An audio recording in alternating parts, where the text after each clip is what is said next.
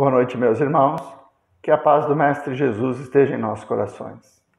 Vamos continuar o estudo do Livro dos Espíritos a partir da questão 186, ainda tratando de reencarnação nos diversos mundos.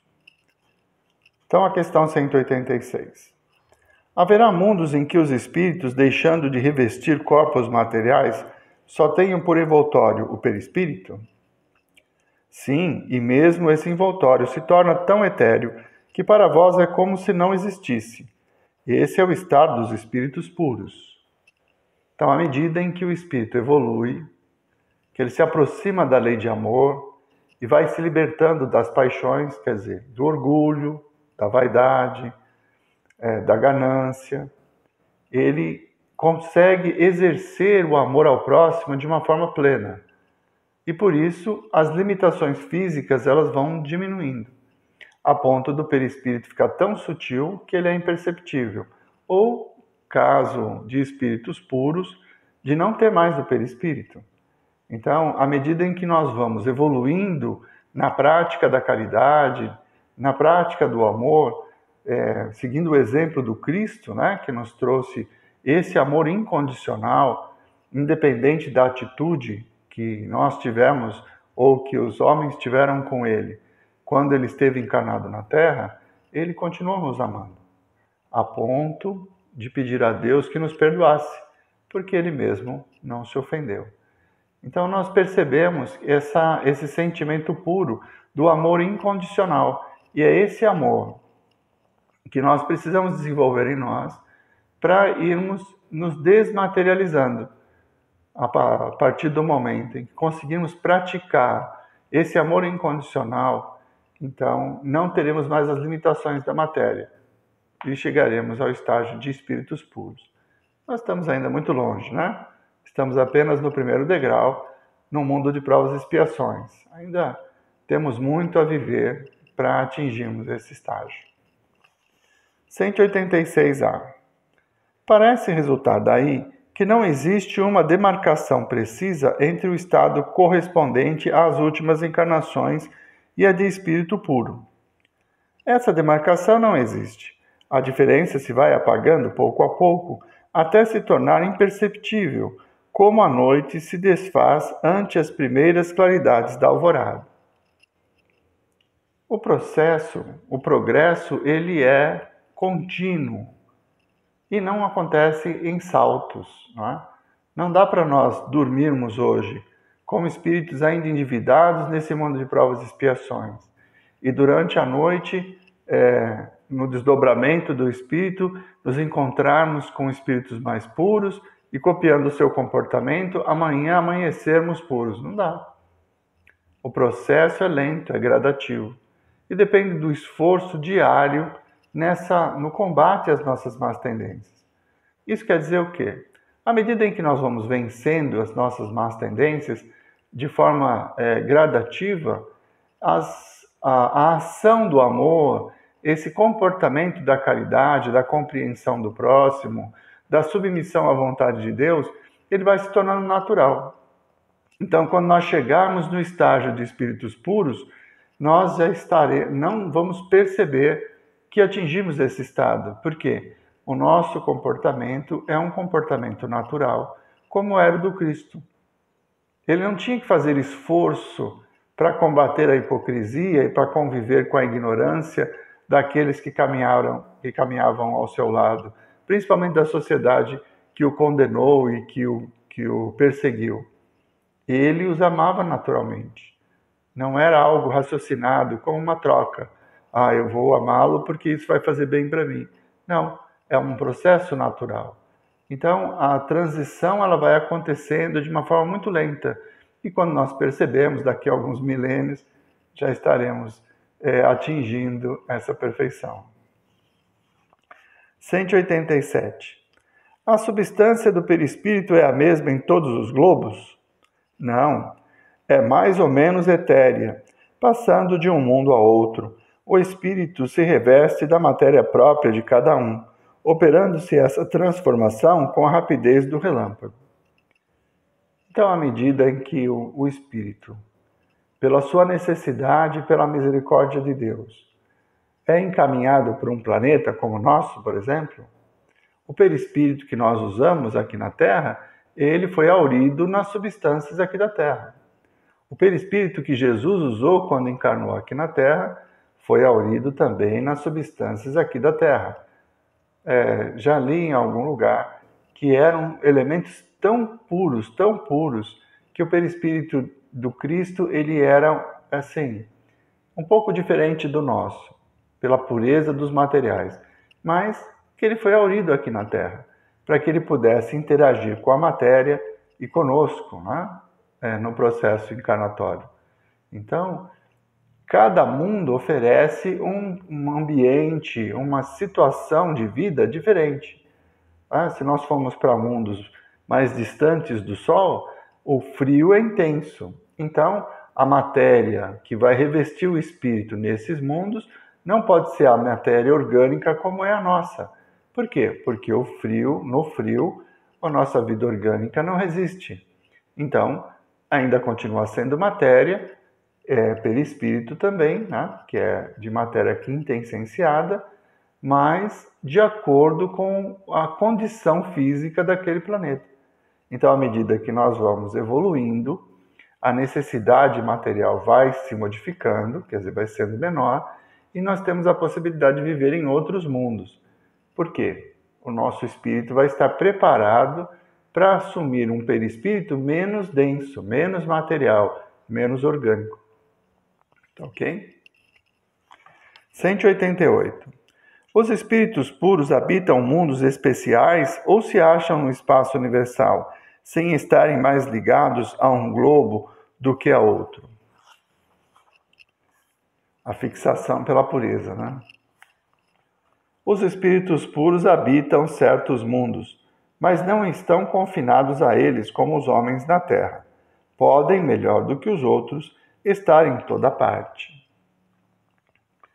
Quando o espírito evolui a ponto de amar incondicionalmente, como fez o Cristo, ele pode e irá, como propósito de Deus, interferir ou auxiliar a evolução de outros mundos.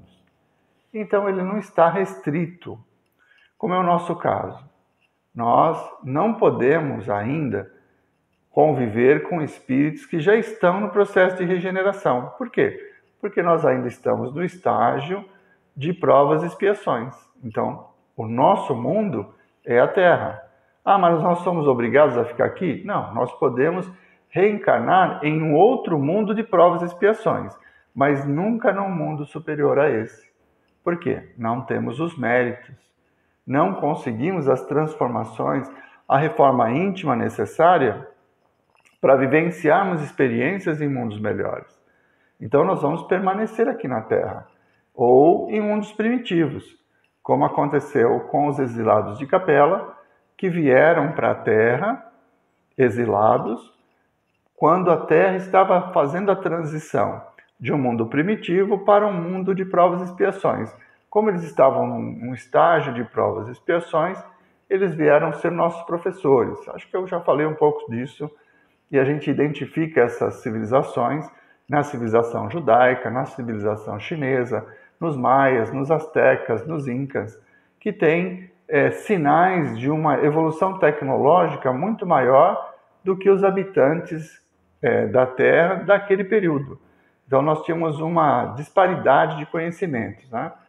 Tribos que ainda viviam na vida muito rudimentar e outros grupos construindo cidades, pirâmides, templos, enfim, existia uma diferença. Esses espíritos eles estavam no estágio de provas e expiações e vieram habitar um mundo primitivo. Por que isso? Para que eles pudessem encontrar o caminho da humildade, que era a sua maior necessidade, e para aqueles que eram primitivos, se espelhando neles pudessem evoluir tecnologicamente. Então, Deus, sempre com a sua misericórdia, nos proporciona os melhores meios para que possamos evoluir. Então, esse caso dos espíritos que vieram para cá, eles serviram como professores, e para eles foi uma experiência na busca da humildade.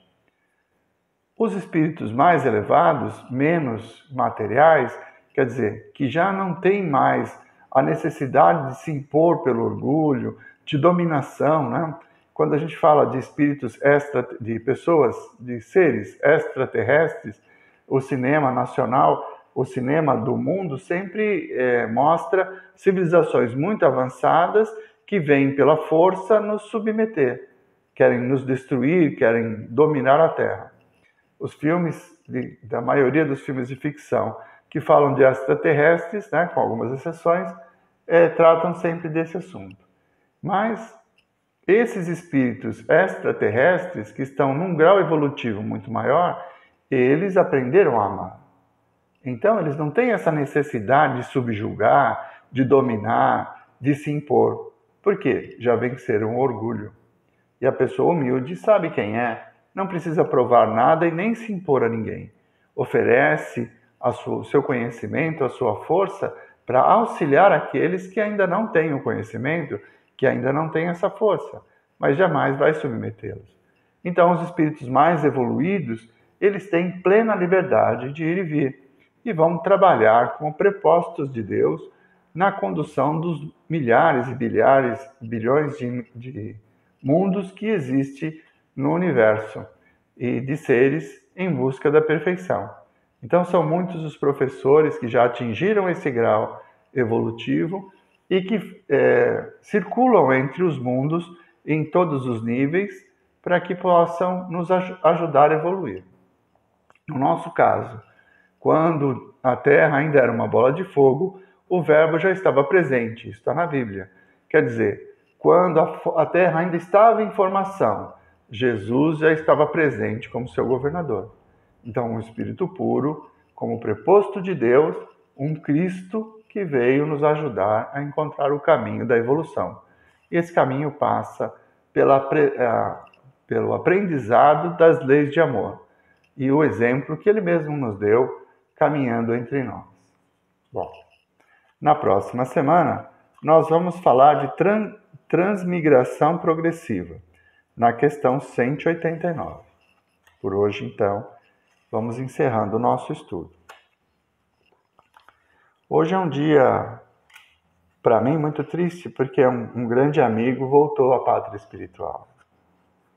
Então, nesse momento de oração, vamos todos fazer uma vibração em benefício dele, nosso irmão Roberto, que retornou à pátria espiritual, e a família que aqui permanece, para que eles todos possam se fortalecer e conseguir vencer essa prova, que é muito difícil, a prova da saudade, da separação, mas que Deus possa nos consolar e nos dando a convicção de que hoje foi apenas um até logo e que em breve todos nós nos reuniremos na pátria espiritual, de onde viemos, para onde nós retornaremos.